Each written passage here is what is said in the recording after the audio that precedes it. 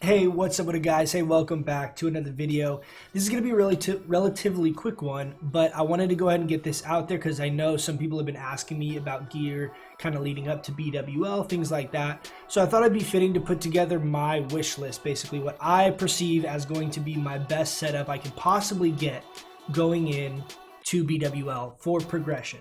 Now, again, there's a lot of unknowns at this point with exactly how the scaling is going to be, exactly how difficult it's going to be. So this is a best guess that I can think of, but after many hours in raids as balance, this is what I'm looking for.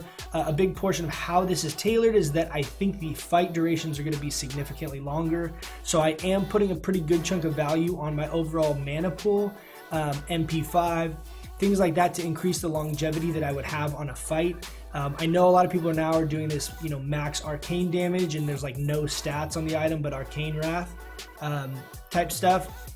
That's great for one core where fights are lasting 30-45 seconds. I don't think that's going to be a feasible way to play come BWL progression content. Again, could be wrong. That's my guess, my assumption. That's what I'm thinking is going to be the case, so I'm preparing based on that assumption. So let's go ahead and get started. First and foremost, you have your tier 1 Helm. Now this is a low DPS item, but has a lot of stamina. It has fire resistance. It's got 13 spirit, which equates to about 1 MP5, assuming you're running reflection. And it also has 28 int and fire resist. Did I say that? I don't know if I doubled up on that. But this is a decent headpiece. You actually will get a lot more DPS if you're engineering out of the green lens of Arcane Wrath. This is a much higher, it's almost about twice as much as far as overall DPS output. The arcane damage helm, but the reality is, like I said, fire resistance I think is going to be important on some pieces, not to mention just our overall health pool and intellect. So I'm going to have both of these, but my thought process is going into the progression that I'm going to be doing a little bit less DPS, but I'll at least have the longevity for the entire fight. Not to mention trying to get to those kind of fire resist caps is going to be a little tough. On to the neck piece. By a long shot, your best bet is Choker of the Fire Lord. This is our biggest damage for sure. We have a few honorable mentions here. Second place going to Choker of Enlightenment. Third place going to Star of Mystaria. Star of Mystaria is pretty easy to get, and I would say Choker of Enlightenment is not too difficult either. You might have a lot of your healers rolling on this. And I think Choker is going to be tough to get, but again, wish list, this is your best in slot for a pretty significant amount of time. A lot of this stuff, ironically, for Druids as a side note for balance, like Robes of Volatile Power, things like that are like BIS or very close to BIS for a very long time. They're very good items. Some of them are significantly better for us than they are for some other classes. Onto the shoulders, the only real optimal option here is Burial Shawl. And I would get obviously fire resist enchanted on it, but this is going to be a little bit less than if you got like an arcane wrath as far as the damage, but 16 intellect is actually pretty massive. That's a lot, and that also equates to around 0.3% crit, right? Every 5-ish intellect is around 0.1% crit. So if this was 0.33% crit, also look at it that way is also increasing our maximum mana pool. So to me, this is by far the best in slot, given the way I'm trying to itemize. On to the cloak, we got Saffron Drape. This is head and shoulders above everything else that's out right now, in my opinion. You can also there's a cloak off the first plus in Dire Maul North. It's got a 1% chance to crit and 10 intellect. This is not a bad option either, but I really, again, am prioritizing intellect and spell damage and longevity on these fights as much as I can. On to the chest piece, we got Robe of Volatile Power. Now this is, like I had mentioned earlier, head and shoulders above everything else.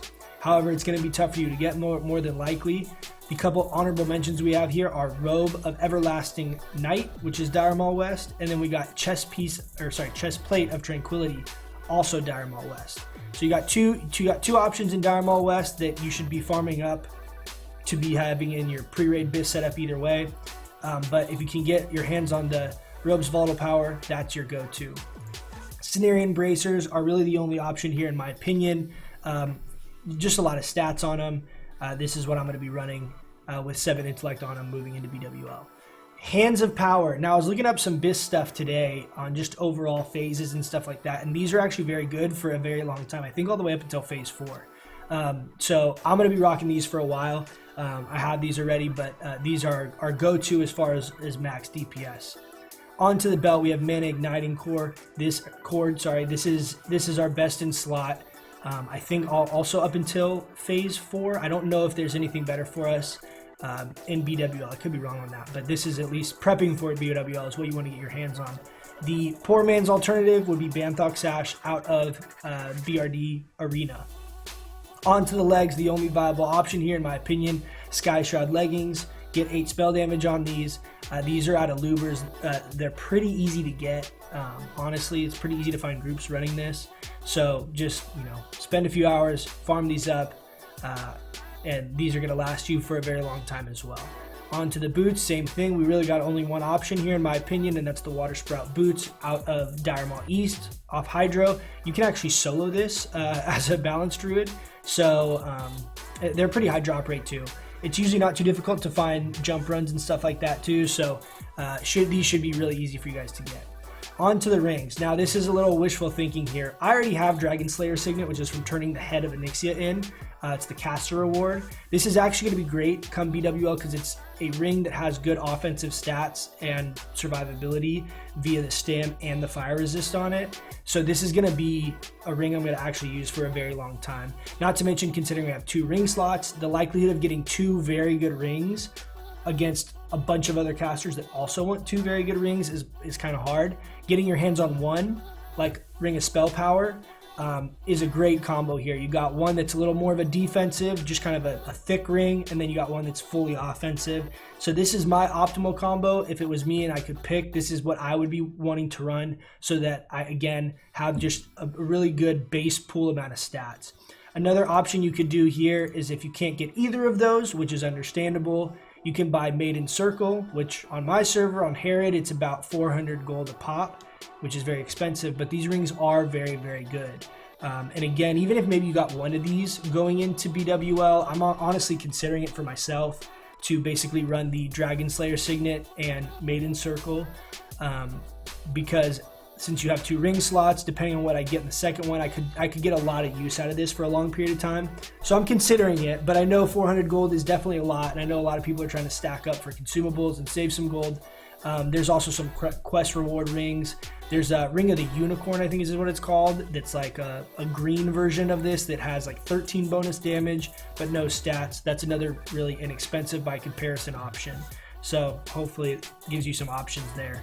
This is kind of a frustrating one for us. If you didn't, like me, get the quest rewards that were for damage, like what is it, like Signet of Ogrimmar or Signet of Ironforge or whatever they are. I didn't get either of those rings. I got all the healing ones, and so now I've kind of screwed myself until I get some upgrades. But yeah, those are some options there for you in the ring slot.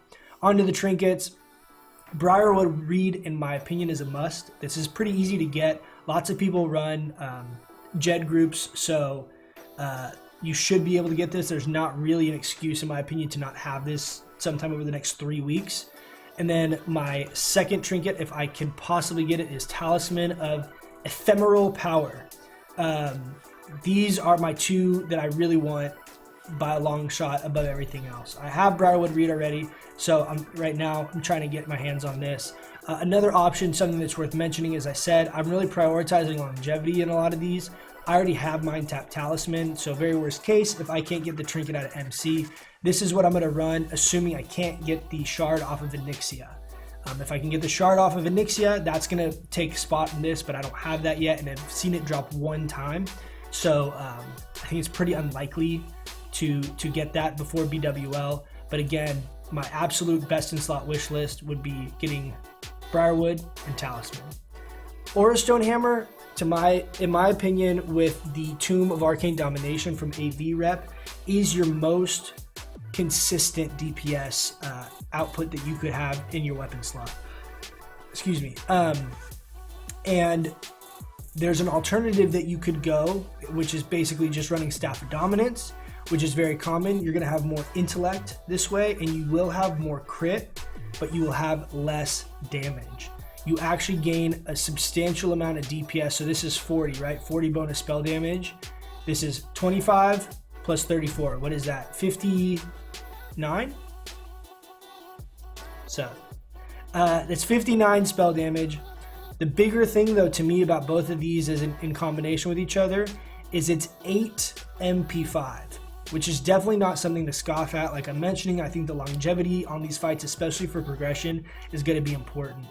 This also gives you a little bit of options with the offhander. If you needed to use Furblog Pouch in some situation or whatever, you have that option. So I like that flexibility if you need it for certain situations. It does come up, whether it's raid, whether it's world content, whatever. So I like personally the flexibility of a one-hander and an offhander. I don't think I'm going to be able to get Aura Stone Hammer because there's 2 people in front of me that want it, and we very rarely see these. So for me, I think realistically, I'm going to be running Sork Dagger. If we can get another one to drop, I think I'll be able to get it. So this is the poor man's version of Aura Stone Hammer, but I'll make do. I'm a boomkin, right? So I'm kind of taking secondhand loot here a lot of the times. But yeah, so that's another option for you. There's also Witchblade out of Skullomance that you can get if you don't have access to the stuff in raid, or you're way down the line of getting any weapons. I suggest running Skullomance because that dagger is still very close. I want to say it's 13 or 14 spell damage, so it's a 7-8 spell damage variance on these, so it's very minimal. Hopefully gave you guys some alternatives in some slots. And do what you can. You got 3 weeks or so from now until BWL comes out, so you got some time to prep. You got time to run those dungeons, getting those Molten Core Pugs if you're not running it with a guild, and try and get your hands on much of this as you guys can, so you can represent the Moonkins when BWL comes out. With that being said, I'm going to be streaming after this, later this evening, after this video goes live. So subscribe if you guys want to know when I'm streaming. You want to come hop in the chat, hang out with me. Please, if you like this, hit the like. If you dislike it, and let me know why. I want to make content you guys want to see. So if there's stuff that I'm doing that's annoying, you don't like it, it's repetitive, whatever, let me know so I can kind of tailor my content accordingly, so that it's enjoyable for you guys. That being said, I'll catch you guys in the next one. See ya.